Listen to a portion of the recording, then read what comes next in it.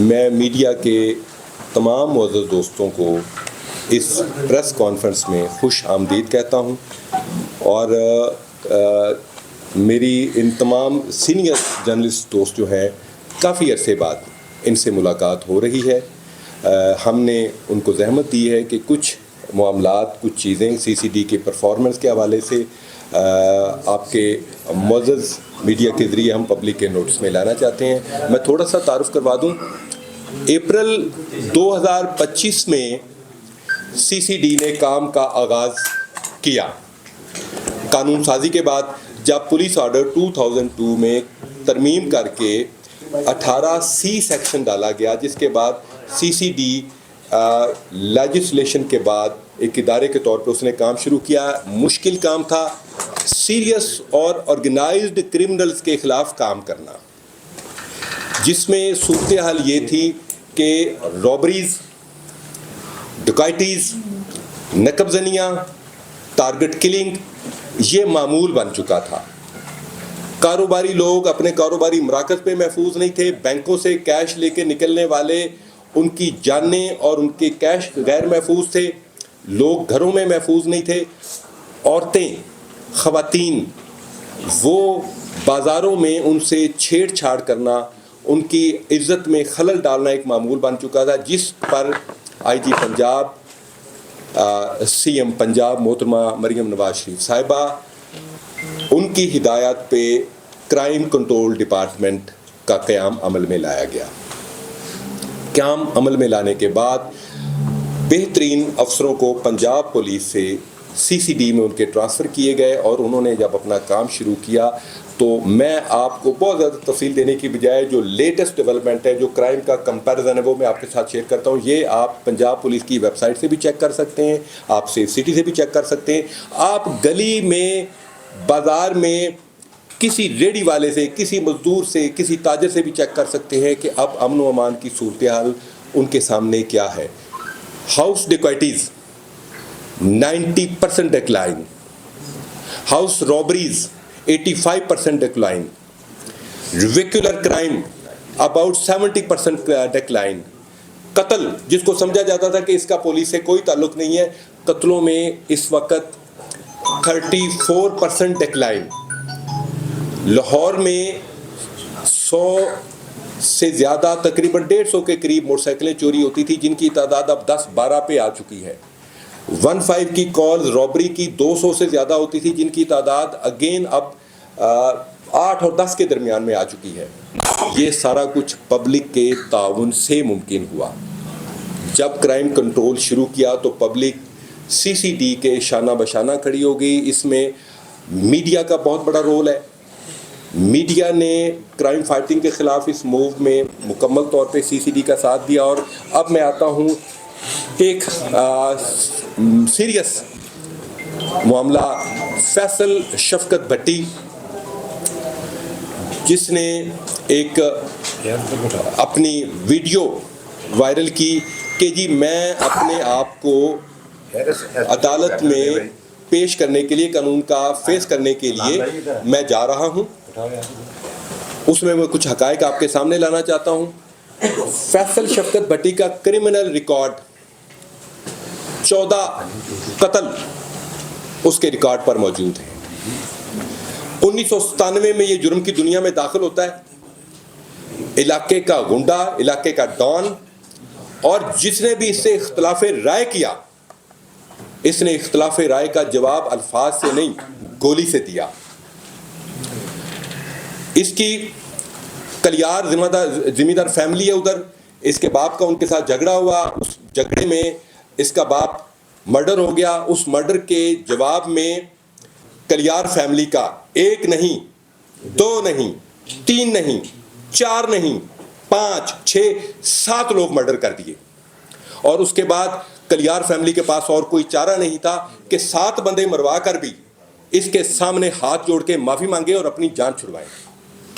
اس کے بعد 2024 فروری سرگودا میں ایک غریب آدمی لیکن باشعور اور پڑھا لکھا محمد نواز، جو اپنے آپ کو سادگی کی وجہ سے اور مٹے ہوئے ہونے کی وجہ سے نواز فقیر کہتا تھا. اس کا 3 مرلے کا روڑی کا پلاٹ, جسے دیہاتوں میں روڑی ہوتی ہے, اس پر فیصل شفقت بھٹی صاحب نے کہا کہ یہ پلاٹ مجھے چاہیے.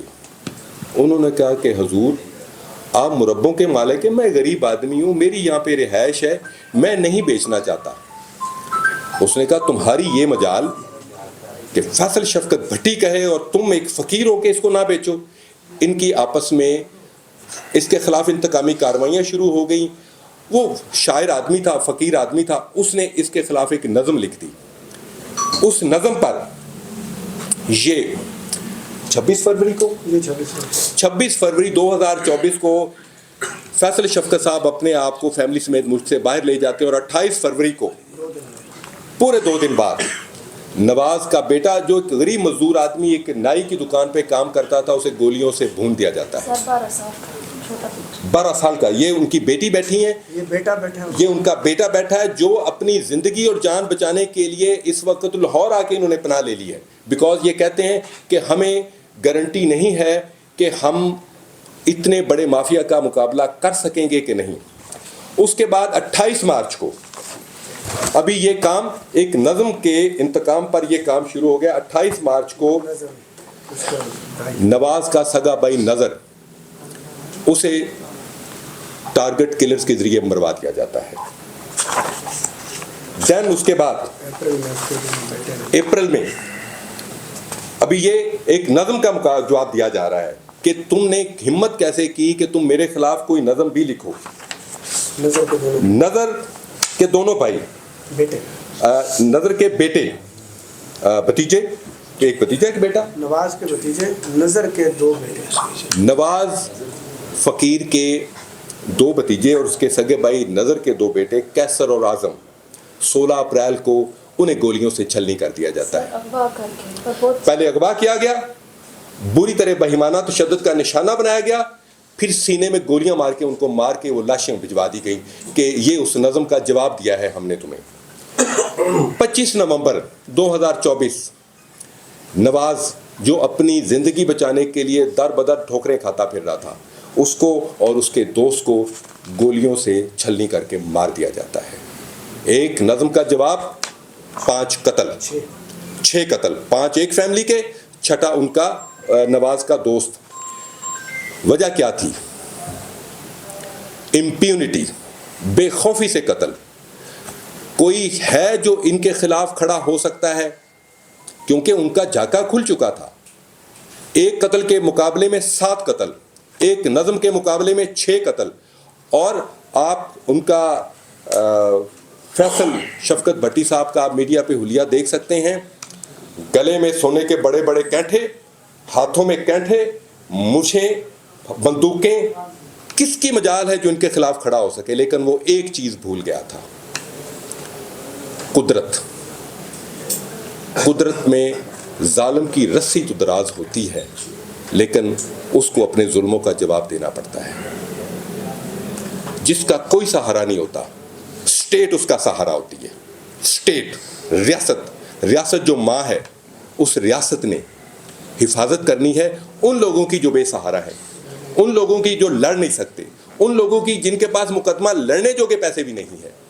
اب یہ جو نیریٹو ان کی طرف سے بنایا گیا کہ میں اپنے آپ کو گرفتاری دینے کے لیے لے کے جا رہا ہوں, میں اس نیریٹو کی آپ کو حقیقت بتاتا ہوں. ہوا یہ کہ ان قتلوں میں, ان 6 قتلوں میں فیصل بھٹی اور اس کے دونوں بیٹے اشتہاری ہو کے ملک سے فرار ہو چکے ہیں. 2 بیٹے اس کے ابھی بھی مفرور ہیں.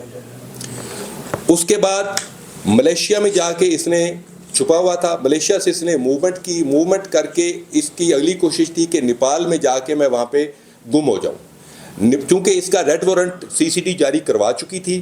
ریڈ وارنٹ کی وجہ سے نیپالی امیگریشن نے اس کو وہاں سے کہا کہ آپ ہمارے ملک میں داخل نہیں ہو سکتے, آپ اپنے ملک میں جائیں. اپنے ملک میں جانے کے لیے پھر یہ ادھر بینکاک والوں نے بھی اس کو داخلہ کرنے سے منع کر دیا, جس کے پاس اس کے علاوہ کوئی اور راستہ نہیں تھا کہ یہ پاکستان واپس آتا, کیونکہ پوری دنیا نے اس پر اپنے دروازے بند کر دیے تھے, لکھے پڑے بند. اس کے بعد جب اس نے وہاں سے موومنٹ کی सुलह का एक नाटक भी खेला गया। नाटक किस तरह किया गया? 50 लाख रुपया इलाके के जो बाअसर शख्सियात हैं, उस माफिया के जो थामू हैं, वो बड़ी बड़ी पराडोज में, पिजारोज में और V8 में उस फकीर के घर गए, बंदूकें हाथ में थामी हुई हैं, और उनको कहो कि सुलह कर लो, ये पैसे ले लो। अगर ये नहीं लोगे तो क्यों अपने खानदान के बाकी लोग भी मरवाते हो? ये सुलह की जा रही है बंदूक के जोर पर और पैसे फेंक कर, जिस पर उस फैमिली ने इनकार कर दिया। उन्होंने कहा कि जी आपने हमें मारना है तो मार दें, हमारा सारा ख़ानदान तो मर चुका है, लेकिन हम मुकदमे की पैरवी से बाज नहीं आएंगे। वो जो बहादुरी का स्टैंड ले लिया, आप देख लें कि ये कम उम्र बच्चा और ये कम उम्र बच्ची, ये उस ख़ानदान के बच्चे हैं जिन्होंने अपना स्टैंड लिया है, और बाकी मीडिया से ये खुद बात करेंगे, ये आपको इस सिलसिले में बताएंगे कि इनकी क्या सूरत हाल है। जब एयरपोर्ट पर उनके आने की खबर मिली तो फैसल शफकत भट्टी का प्रोटोकॉल ये था कि सैकड़ों गाड़ियां मुसल्लह लोगों की उधर मौजूद थी।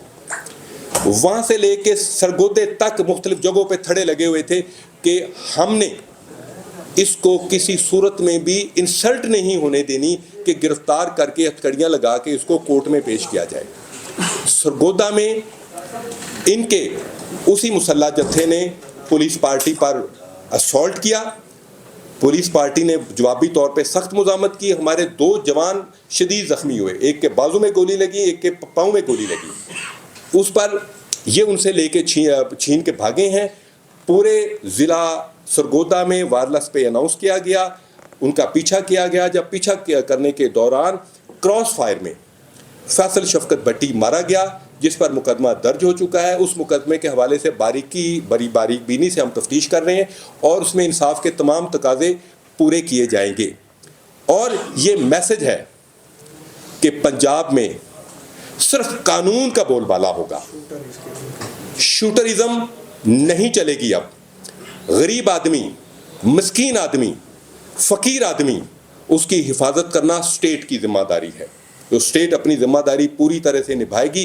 अब वो मैं आपसे ही सवाल पूछता हूँ, तमाम लोग बाशऊर इस महकमे, इस माशरे के फ़र्द हैं। अब आपको लाहौर में मुसल्ला मुंह ढांपे हुए डाले वाले लोग तो नज़र नहीं आते? पंजाब में नज़र तो नहीं आते? शादी और ब्याह पर ऐसे लगता था, असला इस तरह आ जाता था कि जैसे यहाँ पे कुछ जंग छिड़ने वाली है। कानून का नफाज है। अब किसी के ये मजाल नहीं है कि वो अपने असले गुंडे और नकाबपोश बदमाशों के ज़रिए गरीबों को दबा सके, मस्कीनों को दबा सके, बिकॉज़ अब कानून ने अपना रास्ता लिया है। और इंशाअल्लाह ताला आप आने वाले दिनों में और देखेंगे। इस वक्त लाहौर की अमन अमान की सूरत ये है, नेट पर चले जाएं, दुनिया के सेफेस्ट सिटीज़ में लाहौर की एंट्री हो चुकी है। लाहौर का जो क्राइम है वो लंदन और न्यूयॉर्क से भी कम है। ये एक अचीवमेंट है, और ये अचीवमेंट CCD, पंजाब पुलिस और सोसाइटी के बामी कोऑर्डिनेशन से हासिल हुई है। Thank you very much.